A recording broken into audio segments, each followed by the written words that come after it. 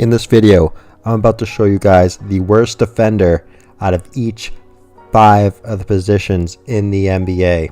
Now, contrary to popular belief, NBA players actually do play defense.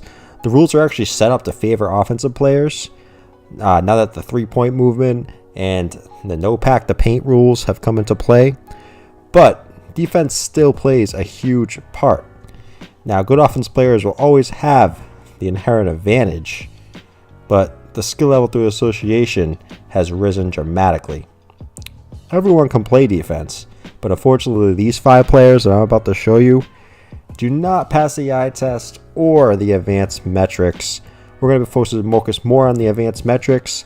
That's what more we can see statistically who are the worst players at each position defensively. Now, to choose them in an objective fashion, we're going to turn to a trio of defensive metrics.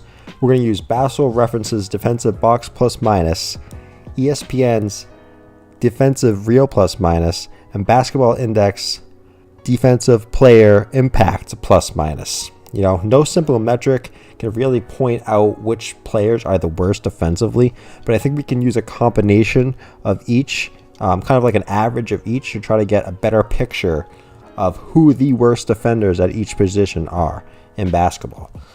Kind of standardize between 3 different grading systems. I'm going to use the Z scores for each of them, and we're going to sum up these scores to give ourselves an overall number of who the worst players at each position are.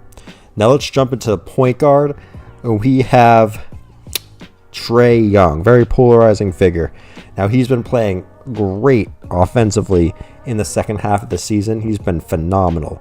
Probably the second best rookie, maybe third offensively, but defensively, he's living up to what his reputation was coming out of college, not the best defender. He's been catching fire offensively, like I said, the last second half of the season, but he's still a glaring liability for the Hawks' overall porous defense. Incapable of navigating screens at the top of the key, he can't handle switches onto bigs, and he remains, more unfocused on the defensive end. Maybe in future seasons he'll make further adjustments, maybe bulk up a little bit, be able to guard bigger players. But right now he is the worst defensive point guard of average of these 3 statistics. Coming out, we knew he wasn't going to be a good defender at all, but he's been the worst. Maybe we didn't expect him to be the worst. Let's move on to the shooting guards. We have, this is pretty much expected here. We have Devin Booker of the Phoenix Suns. Now, admittedly, we're fudging a bit here, calling Devin Booker a shooting guard because he actually has played more point guard than shooting guard this season, but we're going to use him as a shooting guard. That's what most people know him as. Booker, he's always functioned as a lackluster defender, but he's particularly bad navigating pick and roll sets against opposing guards who have a slight speed advantage. He's unable to make that split-second decision about fighting over the top or ducking underneath the screen. He's ceded enough space that he constantly gives up open shots or ends up trailing his man en route to the painted area. And yet, focus stays on the primary issue here, or really a lack of focus, a lack of motivation, a lack of wanting to be a good defender. The Phoenix Suns overall have been a terrible defensive team, but Devin Booker in particular has just been lackluster. He's the leader of the team. When your leader is that unmotivated, you can't make up with, unless you're a James Harden, Westbrook, Durant type offensive player, you cannot make up for that on lackluster effort on the defensive end.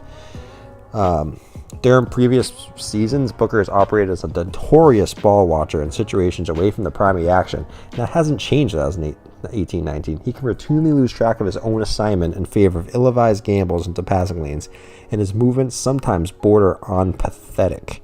Perhaps that will change when the Suns are ready to contend, but right now it's not looking good for Mr. Booker. Let's move on to small forward, and we got Kevin Knox of the New York Knicks. The New York Knicks brand new rookie.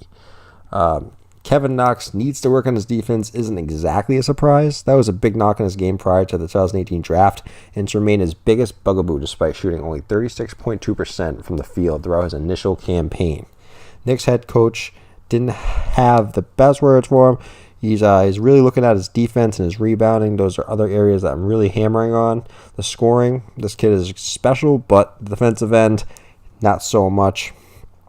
Positional versatility is covered in today's NBA, but Knox's shoddy defense should earn him the dreaded tweener label on the end of the floor. The type of guy who doesn't have the foot speed to guard threes, and he's a little weak to guard the fours. He has the height, but he just may not have the strength. He can get bullied in the post, and he just cannot keep up with guards or even threes on the perimeter. Let's move on to power forward, and we have Mr. John Collins. Really one of my favorite players in the NBA. He's going to be a star in this league, but on the defensive end this season, he has not been great. Usually big men are supposed to find more success on the defensive end during their sophomore seasons, but it's actually been the opposite for Collins. He's actually gotten worse from his rookie season. So what gives? What's the blame for the sudden dramatic drop-off? Collins is basically spending more time at the 4 instead of the 5 this season. I definitely see him more as a 5 because he doesn't have the foot speed really to guard 4s out on the perimeter. And he's very athletic. He might only be 6'10", but he's very athletic. So I think he should be playing the 5 more, and that's more of just the Hawks' awkward roster fit with Alex Len and Dwayne Dedmon taking a lot of the 5 minutes. Not having a lot of backup 4s to really push Collins up to a 5. But he should be a 5 going on long term. In his rookie season, Collins' biggest defensive issue is that he drew too many whistles. Now he's remedied the flaw with fixing what forced the fouls in the first place. He's pushing out to the perimeter, but now he has slow feet and he gets blown by. So he's got to fix one of these two problems in order to stay on the floor for big minutes long term. Because right now, being the worst power forward in the NBA as a big, it's tough to be a bad defender and be a really good big man. You have to be really special on the offensive end. Let's move to center. This is probably not a surprise. This is Enes Kanter of the Portland Trailblazers, longtime Knick. Were it not for defensive rebounding numbers that boost his defensive block plus minus into more palatable territory, Kanter would emerge with an even worse score in this analysis.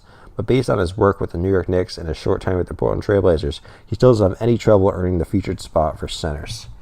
Talk about slow feet on the perimeter. This guy cannot cover in pick and rolls.